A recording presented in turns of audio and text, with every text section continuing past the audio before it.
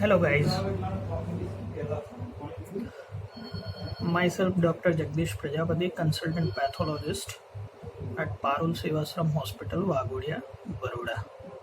Today we briefly discuss about the vacuities. Vacuity word is invented by Joseph and it is marketed as a BD vacuities. Now, these are certain vacuities which are commonly used in our laboratories, central lab. The lavender cap is known as EDTA vacuity, or you can say purple vacuity. Now, the second one is red cap, that is plain vacuity. It's a blue for citrate and gray for fluoride. You will encounter in day-to-day practice such vacuities are commonly used in each and every clinical laboratories. Now they have their own uses, and for different investigations blood are collected in different vacuities. Now we will discuss one by one. First of all, purple, or you can say lavender cap EDTA vacuity. The full form of EDTA, ethylene diamine tetraacetic acid. There are two salts of EDTA, sodium and potassium. Both are used as an anticoagulant, but potassium salt is more soluble, and that is why commonly used in EDTA. So you can see on a vacuity it's written as a K3 EDTA, that is potassium salt of EDTA. It's a anticoagulant which prevent clotting of blood by chelation of calcium. Generally, the amount of anticoagulant required is 1.5 milligram per ml, and here there is a mark up to which we have to fill the blood, and we have to check after collecting the blood inside the vacuity for 8 to 10 times. We have to generally invert the tube like this for 8 to 10 times. Okay. Now generally for which investigations we are collecting blood into the EDTA, like complete blood count, or you can say CBC, peripheral smear, that is cell morphology, peripheral smear for malarial parasite, for HbA1c, for sickle cell solubility test. So these are the certain investigations which are commonly performed in our laboratories, and for that blood is collected into the EDTA. Now collected blood is stored at 2 to 8 degrees centigrade for few days. It depends, generally up to 7 days, and according to the guideline of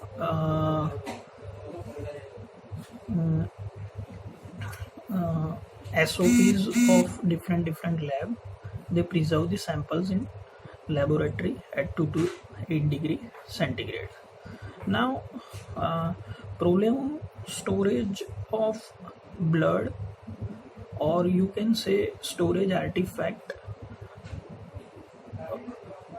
in EDTA, imparts on cell morphology, or you can say you will see on the smear shrinkage and degenerative changes in RBC and WBC, decrease hematocrit level, increase mean corpuscular hemoglobin concentration and fragmentation and swelling of platelets. These are the storage artifact related to EDTA.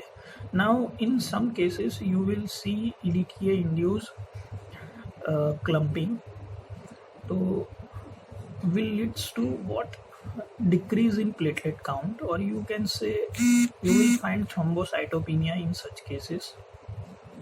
In that cases, when there is EDTA induced platelet clumping, you have to collect blood into the citrate vacuity. Okay. Now certain questions arises in our mind regarding EDTA. Anticoagulant is in which form in this vacuity? Generally it is a dried form of EDTA. You will found on the walls of the vacuity. Okay. And why it is in a dry form? Because it avoids dilution, which leads to what, alteration of the parameters. Now we will discuss about the citrate vacuity. This is what sodium citrate, trisodium citrate 3.2%, and here also there is a mark up to which you have to fill the blood, and in this vacuity the anticoagulant is in the liquid form. You can see very well that is, this is what citrate in a liquid form for the, to avoid the clotting, or you can say anticoagulant. Now generally the blood collected in this vacuity, blue cap vacuity, is for the coagulation purpose.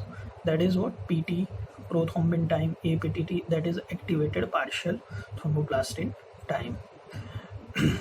Again we have to mix well. After collecting the blood 8 to 10 times we have to invert the tube and within 2 hours of collection of blood in this vacuity we have to perform the coagulation study. Sometimes for ESR also we collect the blood, and for that we have to perform the test within 4 hours of collection of blood in vacuity. And the ratio of anticoagulant for coagulation study and for the ESR is different. For ESR it is 1:4, and for coagulation study it is 1:9. Now the third vacuity is red, that is plain vacuity. It is also known as plain vacuity. Why it is plain? Because it contains nothing, like there is no any anticoagulant in this vacuity, red top vacuity, and it contains clot activator. So it is generally used for the various biochemical parameters, because after collecting the blood, clot activator leads to formation of clot in this vacuity, and after that centrifugation you will separate serum in this vacuity, and that serum is used for various biochemical parameters, like for the liver function test, for RFT. In liver function test you will perform bilirubin, SGPT, SGOT, AST, ALT, like that. RFT, creatinine, urea, uric acid, and all that investigations are performed from this red top vacuity. Now the fourth one is gray vacuity. Here also you will see the mark is given as a black marking up to which you have to fill the blood, and it is used for the estimation of sugar, blood sugar level. It contains fluoride which prevent the glycolytic pathway, so it is generally used for the estimation of blood sugar level. These are the 4 common vacuities which routinely we people are using in our laboratory setup for different investigations.